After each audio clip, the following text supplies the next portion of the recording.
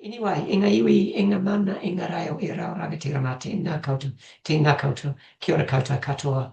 Wish to pay my respects to your tupuna, my tupuna, and our tupuna who have come here from lands far away, some more recent than others, to settle this land, pass it on to us to work this land, and it's up for us to look after this place and pass it on to whoever may follow us.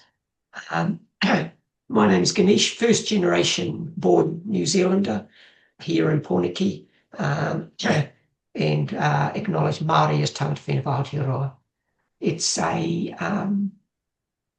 interesting times, as some would say, in terms of, I would say, the development of Aotearoa. We are some would argue, a young nation. Others would argue relatively old nation, depending upon when you want to start from year zero or not. But we are a nation in flux in terms of not quite knowing where the next step might lie, and that's whether you look at it from an economic perspective or, dare I say, a political perspective, or something that's close to my heart, and no doubt close to your hearts, our constitutional structures about how we make decisions going forward. So, as said, my topic here is the Triple Alliance, and hopefully I can share my screen and things will function.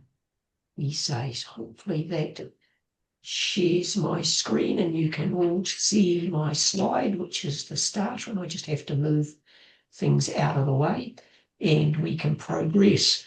As said, the Triple Alliance, economics, politics and power, and I make no apologies that I look at this from an economist perspective, and so it's about economics, but you will hopefully gather from my perspective that economics is much broader than what some of the mainstream, or some of the regular, I won't say call them mainstream, but some of the more regular daily commentators might think of as economics.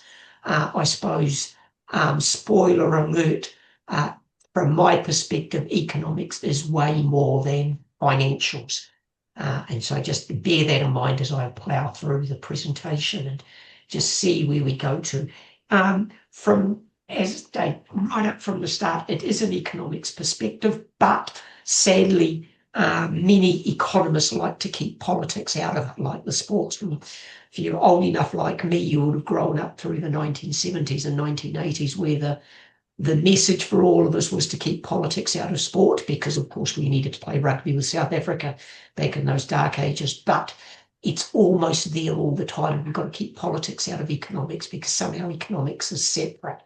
I'm not of that view, but actually I'd preface it by saying, irrespective of whatever politics you have, there will always be an economy, and there will always be an economic system, and we've got to sort out what that might mean.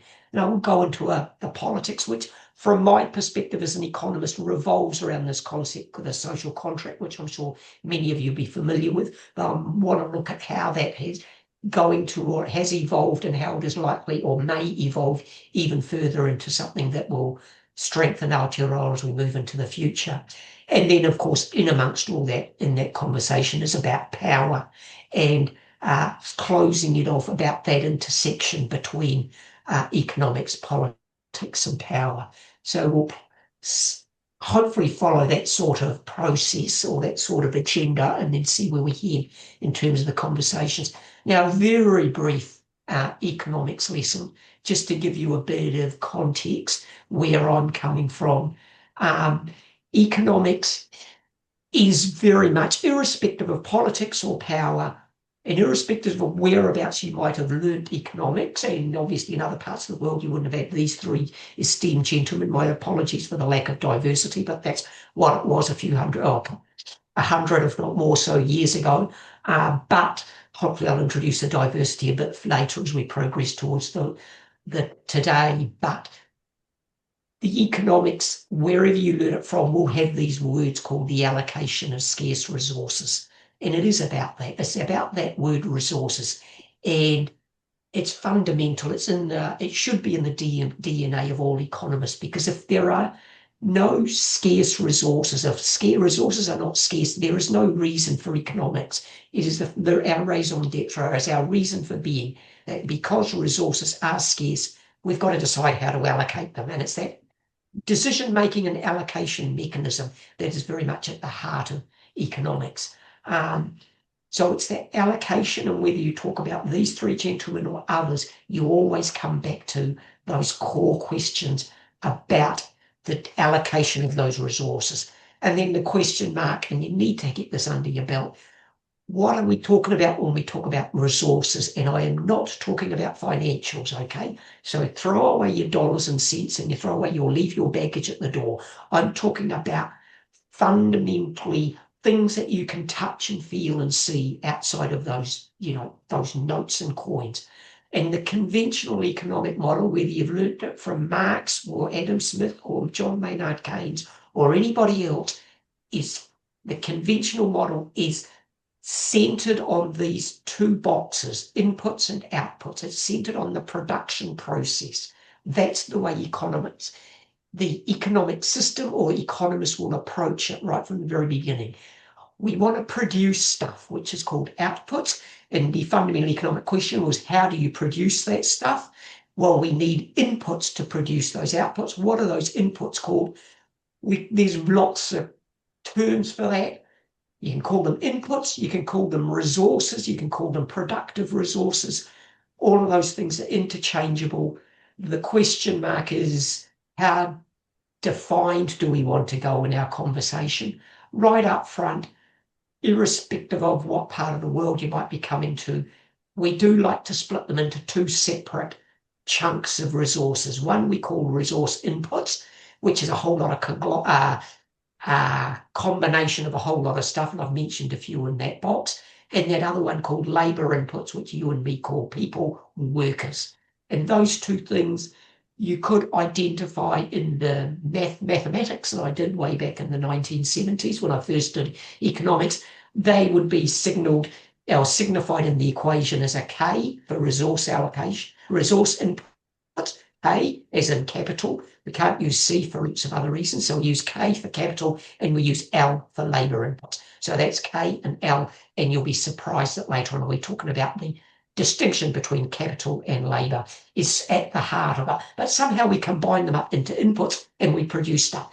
That's the process. That is the heart of economics. And I haven't entered into dollars and cents or money or financials at all. The key thing, couple of key things, the measure of that outputs, the stuff we want the system to produce, we call value. That's the system has value because it produces outputs. That value is in quotes because I'm not going to assign it a dollar value at the moment. Dollars is irrelevant to my model. It is defined as value, the measure of output. That is the value we get out of the system. How good are we in turning those inputs, those resources, into stuff, outputs? That's value. The next question then is, how is that value shared between capital owners and labor owners? And depending upon the systems in place, all of that value somehow, and according to that dotted line, somehow is shared between the owners of that capital resource and the owners of the labor resource. You'll call them workers, and other people will call the other side capitalists, or workers or capitalists, or whatever you want to call them. But that's the system. And we can argue about the division of that value. It's not dollars and cents yet, but that division of that value. The value is derived by what we produce, and then it is divided up between the inputs that are used to produce them, the workers, and the resource, those other productive resources. That's the key to the system. It's really quite simple. In amongst all of that, some of that value, well, all of that value gets recirculated back into as consumers. We take off our worker hat and put on our consumer hat, or take off our capitalist hat and put on our consumer hat. We want the stuff that the thing produces, and we therefore demand some of those outputs. That's the mechanism that makes the thing function. It can function without financials and money. The only thing it has to have is this bottom left corner, those resources. It's got to have labor, and it's got to have that other box of resources, which I shorthand labeled capital. Two things about this picture that I might not go into in much more detail later on, but you do need to capture. The main thing we're interested in the outputs as an economist's perspective is that we believe by assumption, which is fine, well, not really, but never mind, shorthand, by assumption, we believe more outputs, we produce more stuff is going to link ourselves to better living standards or well-being or whatever you want to call it. That green box and that green circle and that arrow towards it is a pure assumption. It might have worked a while ago. We can assume we produce more stuff and it gets us better off. That's great. Many of us are querying that assumption now. So if we query that assumption, we're getting to the heart of it. Why are we so worried about how much we produce or the stuff? That's a question mark. The other assumption sort of that we have in the system is that green box on the left-hand side, where we assume that the owners of the resources use some of that value to actually maintain those resources or improve them. And that's also a little bit of an assumption, a little bit of a question mark, but somewhere in there we've got to allow for resources to be looked after. Sadly, in my system, we don't have anything to ensure that the workers are looked after, but that's beside the point because they just look after themselves, we think. Anyway, just out of that mechanism, the two things that I want to focus on is that division of value between the owners of resources, the resource input, the owners of capital and the owners of labour. And that's at the heart of the system that we want to talk about. Just going down those systems, that just making clearer the, oopsie, I've just lost my notes trying to grab them back. No, just go forward. Okay, no, that's not right. One forward, one back. Right. The main thing about these resources, and I said there are different words for them, or some we call them factors of production, which is a really clever way of saying we couldn't define these factors, whether at capital or labour. We could disaggregate them or divide them even further into more detail. And I've added an extra one in here, by the way, which is sort of getting us a little bit up to date. As I said, we had capital and we had labour. That was this textbook that I sort of learned from, but for New Zealand, the textbook I learned from, it wasn't the original textbook. We had a chapter in the end, which the prof added in, which we called land, because way back then we were effectively an agricultural economy. So we needed to acknowledge that not just we needed capital and labour, but we also needed land to produce stuff.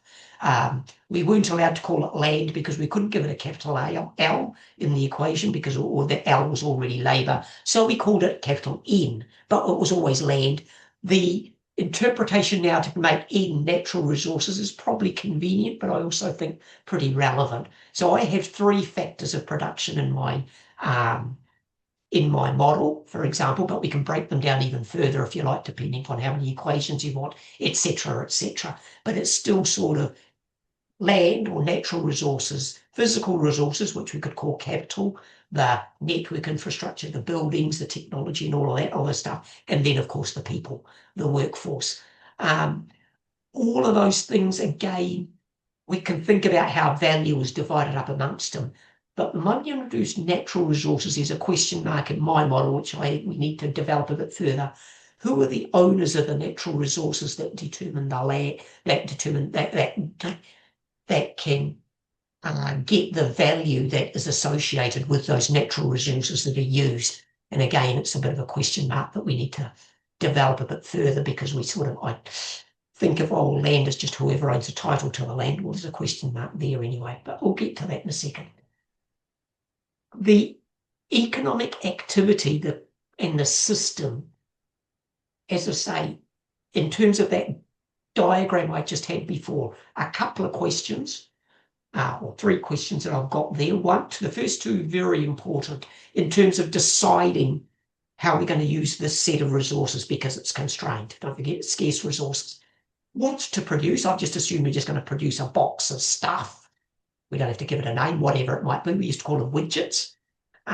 We've got to decide what to produce, and arguably that depends on what consumers want.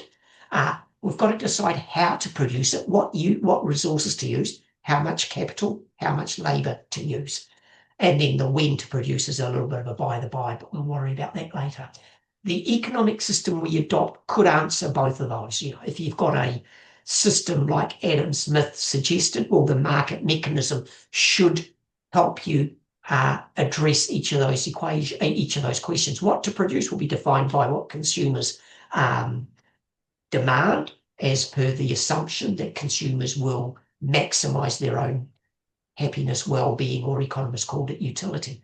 That's simple. How to produce it? Well, that'll be determined by firms who will mix labour and capital to maximise their own profits. And it's all very simple and a lot of assumptions about the market, and in particular, no individual consumer, no individual firm, no individual worker, no individual resource owner had any power within that market mechanism. And that's a critical assumption. That word power does come up, and it's down the bottom that I've got critically. Who decides these questions, the what to produce and the how to produce, is sadly left unsaid by many textbooks, I would argue, and dare I say, by many economic students and thereafter economists later on, because it's not addressed explicitly. It's just left vague. Well, the market will deliver it, will decide for us. And obviously, with that assumption that nobody has power over the market.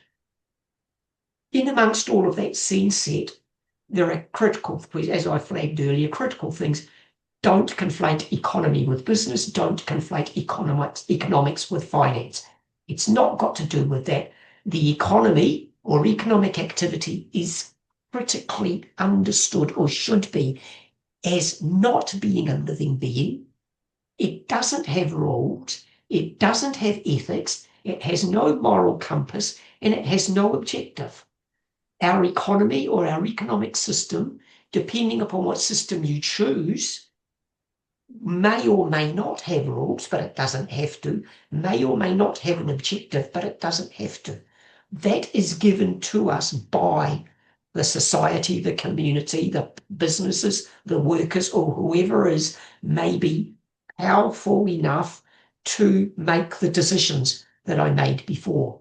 So the economy is an inanimate construct.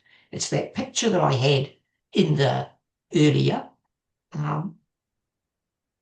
The mechanism by which we decide what to produce and how to produce it is not given by the economy. It is decided by us in terms of designing that economic system that we choose to adopt. Do we choose to adopt one that Adam Smith says, or do we choose to adopt one that Karl Marx says, which says that the value is being hoarded by the capitalists as they have all power, and we should adjust that to provide it to workers, who are, in his argument, the root source of all value? Or do we choose to implement an economic system like John Maynard Keynes said? Well, irrespective of how we divide up the value, there's always going to be insufficient value to enable the consumers to consume that whatever else is produced. So we need a government in there to increase the value available to everybody to consume the stuff that we produce. All of those three options are equally valid, equally relevant, depending upon the rules or the objectives or the moral compass we may or may not wish to give our economy. So enter into that the question of the decision-making process, enter into that the politics of the mechanism. And I sort of frame it again unapologetically from an economic perspective. So somebody who's way more political than me can tell me where I've gone wrong, but I'm very primitive. And I go to the social contract, because that to me is very much about the power systems, mechanisms that we may or may not choose to adopt, and how it relates to the economy or the economics. So I go back to the primitive origins of the social contract, very much in the context of the individual surrendering some rights to gain or acknowledge that it has or may get some benefit from being part of the collective. Exchanging rights for protection from the state. And don't forget, way back in that, it's very much slanted by what I call the landed gentry, very much slanted by the protection of private property rights. And so that original social contract very much devised to enable the state to protect those private property owners, effectively those people who owned land, who were worried about losing that land to either the marauding hordes or the invading armies. So we have this sort of social contract that says, yes, you, the kings and queens, can levy some taxes, but as long as you protect me from those marauding hordes. Very much focused on the owners of property and the rights that those owners believe they had. There was no acknowledgement, or there's no recognition here, that the owners of other resources might have rights or might have property that they also wish to protect. But at least that's where I start from. It is also a way of not just enabling individuals to get benefits from the protection of the state, but also ensuring that the state didn't get too powerful, to provide limits to that state function, because we didn't want the state to get all powerful, because it was the individuals and their property rights that had most of the power that we actually wanted to protect if we wanted that social contract. Just pushing forward that modern day development, I would say, started from the landed gentry, but then recognition that actually there's more property owners than just the people who own land. There's the capitalists who own machinery and equipment and all of that sort of stuff. And we move more towards that agreement, not just between the landed gentry and the kings and queens, forget about the serfs and all of that, into something more about the government and the governed, recognising that there were rights to non-property owners. There are rights in terms of collective rights, just rather than just individual rights, and even more progressing further, the recognition that actually we might all benefit if we all played by the same rules, if we all abided by the laws and the regulations, and dare I say, the ethics that we might want to impose on the economic activity. And so therefore we might actually want a state that, yes, it policed, but sort of self-policing in terms of ruling by consent rather than having to enforce stuff. So we didn't have to put a whole lot of resource and effort into imposing penalties or sanctions. That's how I would interpret the social contract. Translate that and the politics of the day into the economics. It effectively established some rules for acceptable economic activity. So in the original social contract, there was only rules around protection of the land. There were no rules around what sort of labour you could use on the land, and you were quite willing, you could use slave labour if you like. That's fine, as long as you were willing to pay value, as long as the slave labour was willing to turn up for the value that would be sent back to the slave.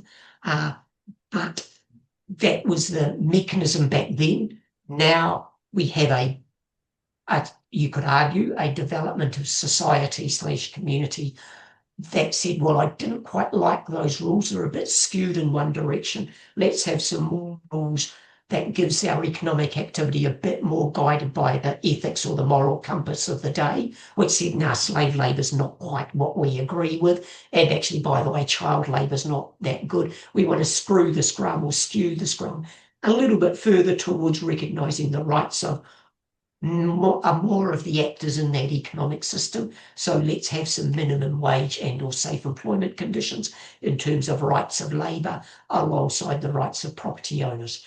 And you can go even further in terms of arguably rights to access to health and education. That just explores even further the role and function of the state, and are we prepared to go beyond just the protection of property as the function of the state. And we recognise, in our political discourse, whereabouts that social contract might lie in terms of how much we want the state to do, how much we want the state just to stay in terms of its lane, in terms of protecting the rights of the property owners, or dare I say the resource owners, whether they be capitalist or the labour resource. But they're also, let's push forward and say, recognise that there are actually externalities in the economic jargon in terms of the activities of the individuals actually create either external benefits or external costs that we might want to impose on that economic activity and make sure the rules and the guidelines reflect the true value that we want. Going towards then the power mechanism, though, you have quite clearly in that conversation I just went through, the shift in power from the original social contract, which was very much laden with the power of the landed gentry, or the power of those original property of the resource owners that had land and maybe some factories, to something that was arguably a bit more evenly spread, you could argue, between the owners of labour and capital.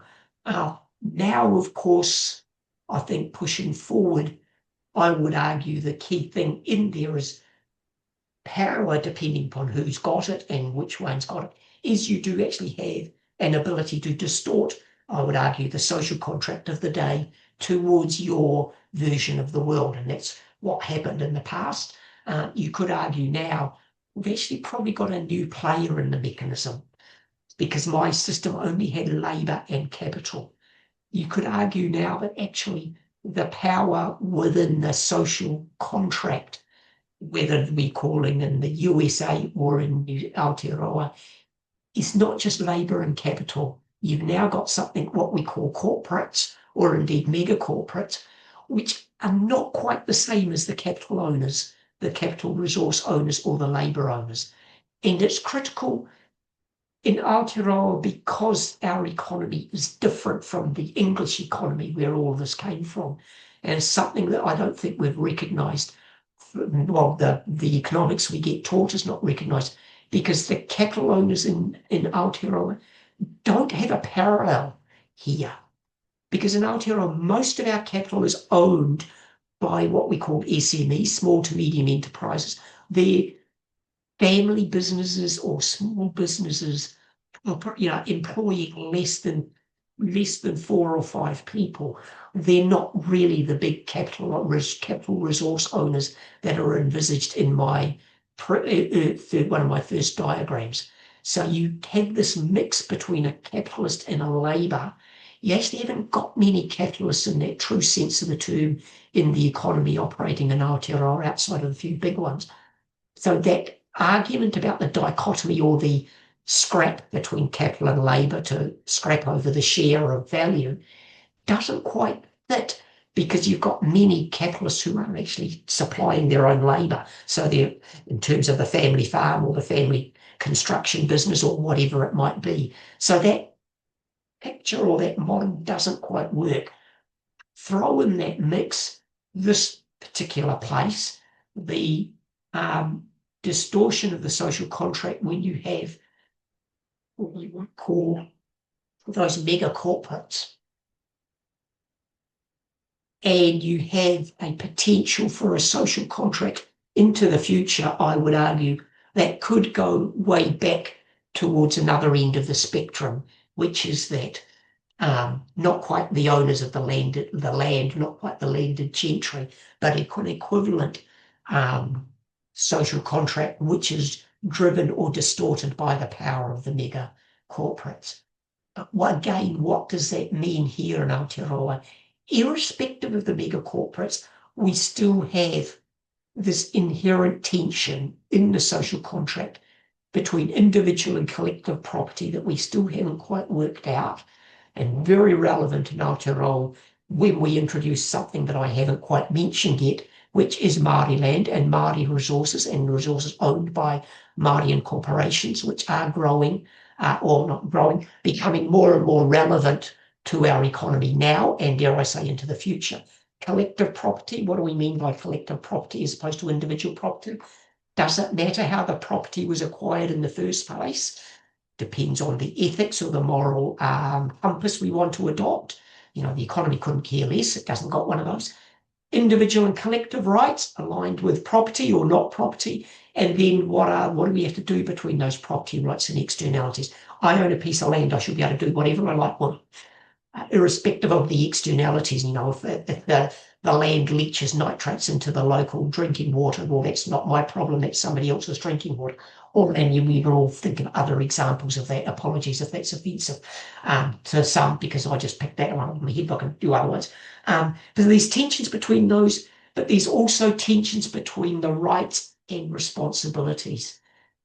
Social contract in the past has always focused on protecting individual rights, or do you even say individual collective rights?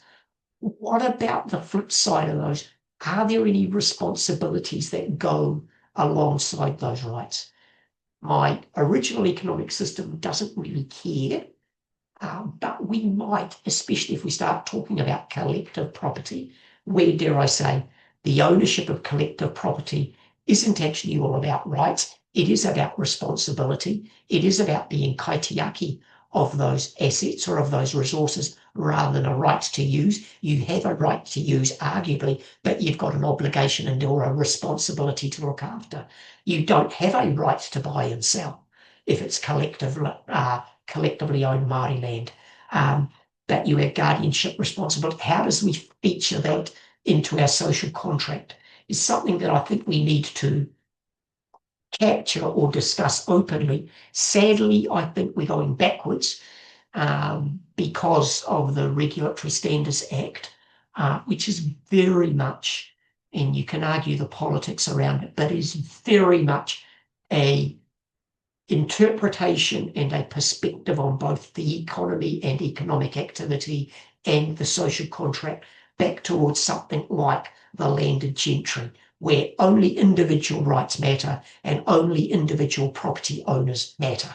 And the rights are they have no responsibility, they only have rights, they should be able to buy and sell, etc., etc. And it is a very narrow and, dare I say, way out of date economic system that they're trying to impose, very much around the state should only have regulatory powers as long as those powers are to protect that property as opposed to protect the collective property or indeed regulate to restore some balance or some different social contract that others may favour. So, and I've written about that, if you like, under in my Substack columns as well. But I mean, the Regulatory Standards Act, irrespective of all the shenanigans around it, needs to be recognised in the context of the economic mechanism that it assumes. It really is by assumption that the narrow view of economics and individual rights and individual property is what will drive us towards a good outcome from an economic perspective. So going back, that Regulatory Standards Act really does believe that all of those decisions about what to produce, how to produce it, and what resources to use, and dare I say, the rules under which we operate the economic activity should be driven by the people who own those resources, full stop, just the individuals. Whereas, and so that's very much that left-hand picture of the world, that landed gentry. Power subsumes politics and subsumes economics. And that power very much resides from the property owner's perspective. Whereas a world, which I think we were travelling towards, and I dashed line, we're sort of heading back the other way, which is, yes, power overlaps economics, and yes, it overlaps politics, and so do the other three. But somewhere in there, we have some sort of balance, in particular in terms of who writes the rules. Who writes the ethics or the moral compass for our economic activity? That's critical because those rules then determine the answers to what do we produce and how do we produce it, what resources. Is it good enough to use more and more land for urban density or urban sprawl rather than using more and more land for food production and so on? So all of those things, the rules presuppose that we have an objective for an economy. And I think that's the huge missing element in the social contract, whether it's written or not, or the market mechanism, or the Regulatory Standards Act, or any strategy that we have in terms of our economic policy. We haven't got an objective. If we've got an objective, we can then write the rules and the moral compass that is, and the ethics that is consistent with that objective. At the moment, unwritten objective, we're just interested in producing more and more widgets. We've got some rules around how you're allowed to produce them. You're not allowed to use child labour to produce them, but you can use cheap labour if you like, if you can get away with it. And cheap women. We've passed the law. We've abolished pay equity, so we can go down that route. But still not sure what the objective is. Just produce more widgets. Not sure. Sort of assumes we might be better off, but I'm not comfortable with that assumption. This is my objective, and I'm happy to argue about it, but it's a different scheme of things. What if our objective wasn't in the output box of that very first diagram, but was more around those two input boxes, the two resource factors, whether it be the owners of, whether it be the capitalists or the capital resources or the labour resources, and I would add, if I had room in the diagram, the natural resources. If we focused on those natural resources and actually forget about the owners, but look at our role as guardians of those resources, I come to this sort of objective, which would then give me a whole set of different rules around what do we produce and how we produce it, and what are the ethics around what we have to produce. And again, I've written about it. I would, coming very close to the end, add that I am not totally alone in my thoughts. There are many, many other thoughts in terms of new economic models that go way beyond we have to just produce more stuff and we don't care how we use the resources. Here's a selection. There's a little bit of diversity, a lot more diversity in here than there was in the previous one. It's not so much. It is commonalities is about giving the economy, our economic activity, an objective that's more than just producing more and more stuff. But it is also about how we use our resources, whether it's so the objective Mariana Mazzucato around emission, or Manu Kahere around an economy of mana, or whether it's how we use our resources, like Kate Rao within the donut economy, or the circular economy, regenerative agriculture, all of those sorts of things. So we can give the economy or economic activity some different objectives. It won't collapse the economy, because don't forget, there will always be an economy. It's not a living being. It doesn't bleed. It won't die. It will just look different, because it should look different if we're choosing something different to head for. This is my way of turning all of that into something that's useful for that I would argue is a blueprint for Aotearoa and looking ahead. We've got to start with Te Tiriti and He Whakaputanga. We've got to think about sovereignty as separate from governance, but both the two founding documents, alongside that unwritten social contract that was sort of brought here by the colonisers, together we bring that together into some sort of governance authority. Governance authority, that is the authority of government, not sovereignty, but of government to manage economic activity, and dare I say even govern economic activity, subject to the objective, which was in the previous slide, which I'll just put as shorthand as being a good ancestor. It all depends on that purpose. The purpose is being a good ancestor. I've got my economics in the bottom. I've got my productive resources as one of the pillars, but the other resource is the social floor, and that represents the ethics of economic activity. No, you cannot use labour if you're not paying them a reasonable wage. And by the way, you can't keep on economic activity if you can't feed your people. We can have to have an argument about what do we want to put in that social floor. But again, that's part of the democratic process, I suppose, but that's part of updating our social contract, our understanding of what we expect government and what we expect our economy to deliver for us. And all of that's on my Substack if you want to. Lastly, though, I do find it curious that I can go down here, because I would say I'm supported by the Financial Times, but when the Financial Times start talking about radical reforms, and this was a quote from the 2020 Financial Times editorial, UK newspaper, business newspaper, I find it quite heartening that they recognise the system's broken. And I also just take a bit of ironic departure in terms of that subtitle about radical reforms to forge a society that will work for all. Now, the way when for all is a huge step for the Financial Times. It's a huge step for any social contract that didn't care about all, only cared about the landed gentry. But I do find it ironic that they mention a society when the Financial Times was one of the biggest flag wavers for Margaret Thatcher when she said, remember, there is no such thing as society. And I find it rather curious now that the Financial Times actually admits that there is a society. So anyway, I've spoken for way too long. My apologies, but hopefully you found that useful. I'll leave that with you, and happy to take Q&A. Nō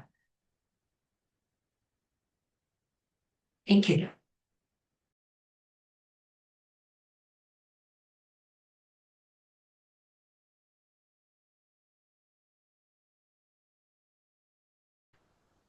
Well, the first one's easy.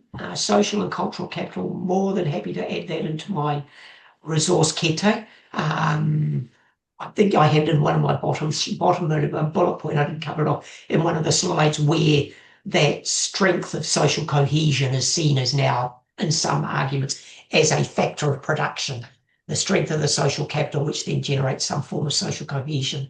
And the stronger that is actually is a factor of production in terms of enabling an economy to deliver better. So absolutely. And I would add one of those pictures right at the end in terms of all those different models. One of those models was the Treasury Living Standards Framework, which has been developing for about the last 15, if not more years. It's still on their website, thankfully, even though they're not allowed to talk about it for the last couple of years, but beside the point, it has developed quite considerably. And in particular, they identify 4 types of capital, which is very similar to mine, but they have natural capital, physical capital, human capital, but also something called social cohesion, which is pretty close to social capital. Huge argument in the run-up to that about cultural capital, et cetera, et cetera.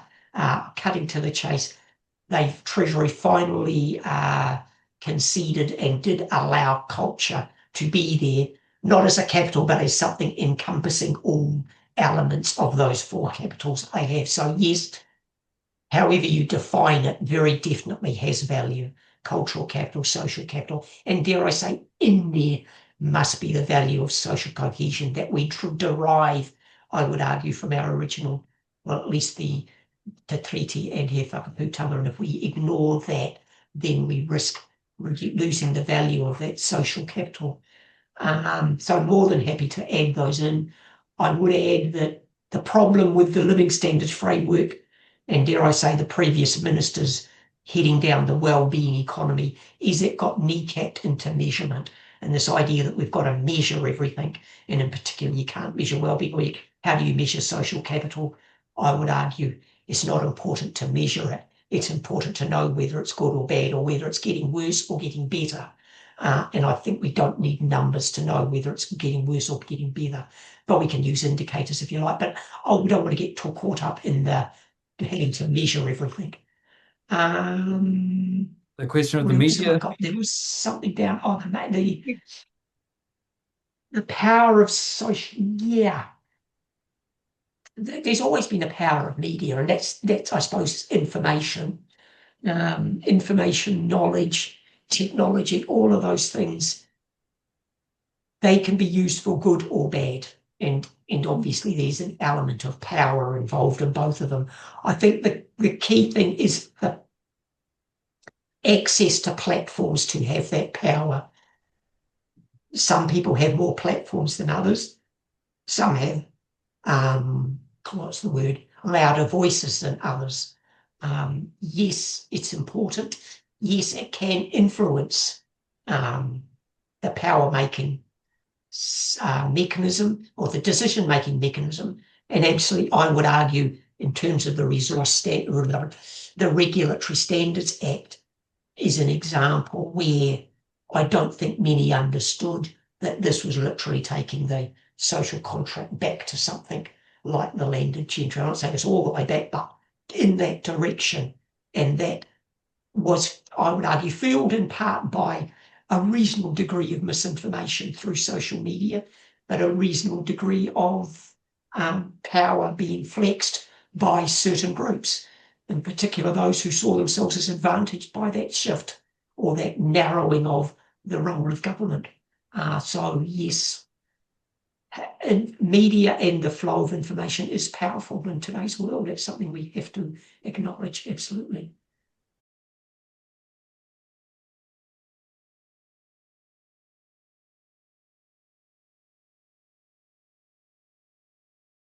Yeah, I absolutely do have politics in the middle of economics without any apology whatsoever. What you're talking about is a screwing of the social contract and a rewriting of the rules to serve a particular subset of our community.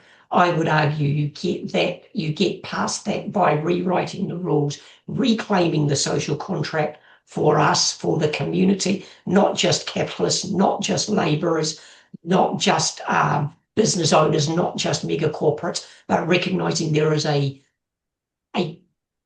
large number of communities and different groups and interests that that should have a voice and power to rewrite those rules to provide the economy with some moral obligations and objective. But we can't do that through the current system that we've got, agreed, because we've got a power imbalance considerably, and that's what I was trying to bring out. That power is being used to shift that social contract back the other way. Here's my question is, how do you address that imbalance? I'm just a mere economist. I've written about it and I've put it on Substack. I've given you alternatives which bring out the importance of power. And I'd welcome you to not only read those, but to build on those, develop your own alternatives. It's got to be more than just saying that what the current lot are doing are all bad, because the current lot are doing pretty much the same as the previous and the one before them. We've actually got to have a new economic model which recognises that the economy will continue irrespective of the model, the rules that we write. We just want to exert our power and right, dare I say responsibility, to write the rules that we want rather than what a small subset of the community would prefer.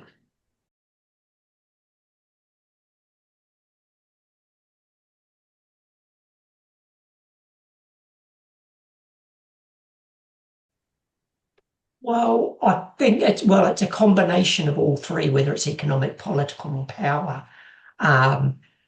We've got to understand that the economy on its own won't deliver because, as I say, it doesn't have any ethics, doesn't have any morals, it doesn't care.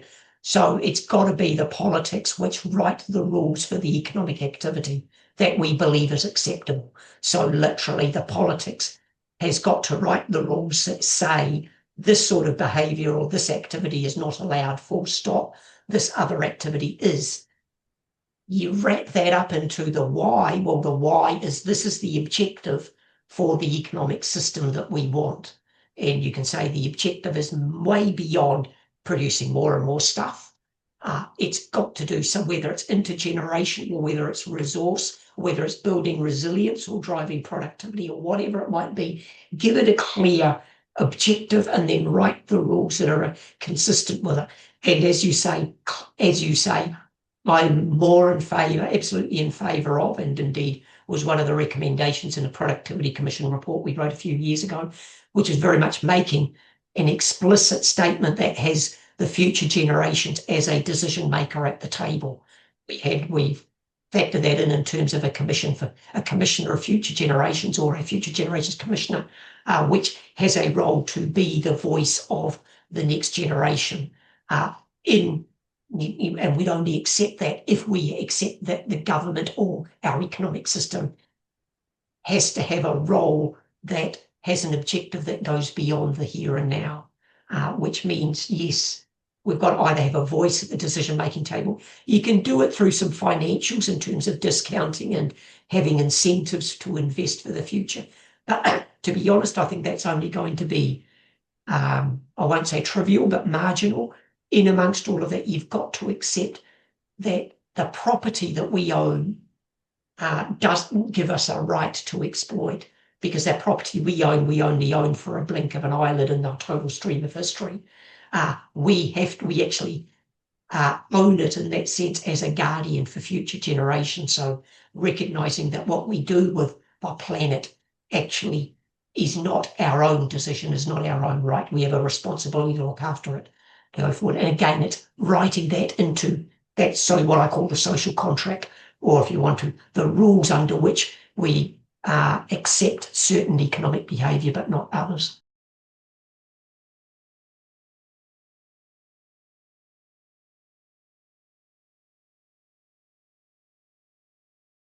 I talked to Barbara about this and I've talked to other politicians about this, so that's all fine. I do have a voice and I'm privileged to have that platform. Whether it gets through is for others to determine, but I think, yes, climate change, yes, mega corporations, the impact on the economy, I think I have a frustration with that phrase, impact on the economy. It will impact on economic activity, yes. The question is, what are the rules that we are going to write to either mitigate that impact or to, what's the word, substitute different economic activity. So if climate change says we cannot do this anymore, it's up to us to think of something clever to say, but we can do this other thing, which may or may not be any better, which hopefully will be less resource intensive, etc., etc. And so it's a matter of what drives the impact on economic activity of any of those things is the rules under which we operate, or those guidelines or those ethics that we want to impose. And so we could do that with mega corporations. We can say, fine, you can do all your mega corporation stuff if you like, but these are the rules, full stop. And if you don't like them, you can go somewhere else, bye. That's the thing that we don't have as a nation, that courage to say, bugger off, you're not abiding by our rules. Because we have this fiction that, we can't let them go because they'll hurt the economy. Well, actually, they won't hurt the economy. As I say, the economy is not a living being. It doesn't bleed. We want economic activity that is aligned to our ethics. And so if they want to come here and use our cheap power, for example, that may be fine, but we should set some rules saying, you can only come here and etc., but you've got to employ these people, you've got to pay this sort of tax, and you've got to pay this sort of price for our cheap electricity. And if you don't like it, buy. We're not interested in you, for example. Or these are the minimum wages and these are the health and safety guidelines. It doesn't hurt the economy. It just changes the sort of activity that we believe is acceptable. Anyway, I could go on forever, but apologies for taking more of your time. Hopefully that covers off those questions. Okay.